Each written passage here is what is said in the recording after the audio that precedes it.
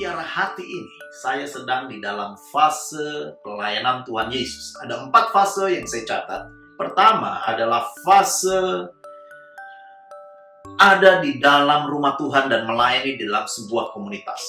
Yang kedua, keluar dari comfort zone dan menyatu dan memanggil banyak orang untuk datang ke dalam kerajaan Allah. Yang ketiga adalah fase membentuk murid-murid sehingga mereka memiliki visi yang sama dengan Anda. Dan saya sampai ke dalam fase yang keempat. Haleluya. Fase keempat dari pelayanan Tuhan Yesus adalah memberi diri ke jalan salib. Wow. Kehidupan ini bukan kaleng-kaleng, saudara. Keiman Kristen bukan sekedar kata-kata hampa dan kosong. Tetapi iman Kristen bukan hanya juga sekedar teladan dan perilaku. Tapi iman Kristen adalah kehidupan. Wow, renungkanlah.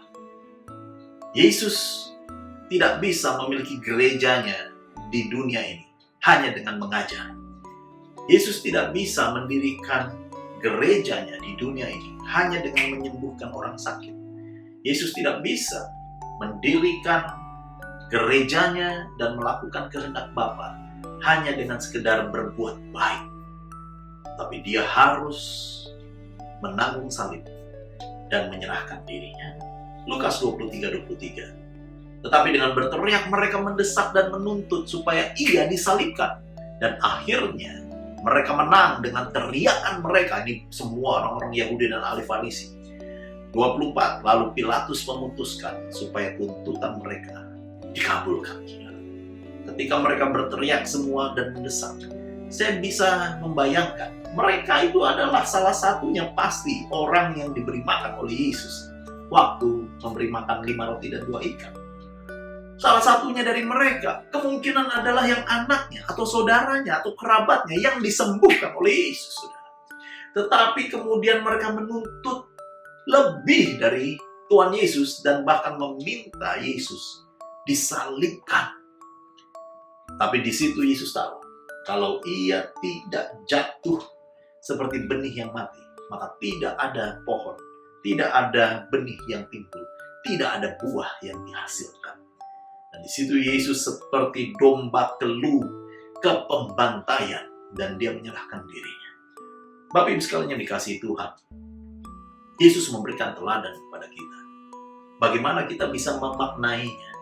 Sekali lagi, iman Kristen bukanlah sekedar omongan. Iman Kristen bukan sekedar berbuat baik. Iman Kristen bukan sekedar melakukan mujizat. Iman Kristen adalah kehidupan. Serahkan hidup kita kepada Tuhan sepenuhnya. Apapun rencana Tuhan, apapun kehendak Tuhan, itu mendarah daging di dalam kehidupan kita. Dan kita akan melihat bagaimana ketika kita serahkan seluruh kehidupan kita kepada kehendak Tuhan, maka hasilnya dahsyat. Hasilnya begitu luar biasa. Satu benih, bila ia tidak mati dan dikuburkan, maka ia bisa menghasilkan pohon yang baru dan menghasilkan buahnya.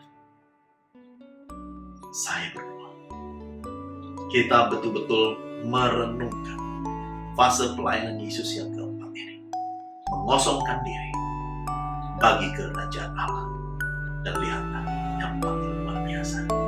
Tuhan Yesus memberkati. Haleluya.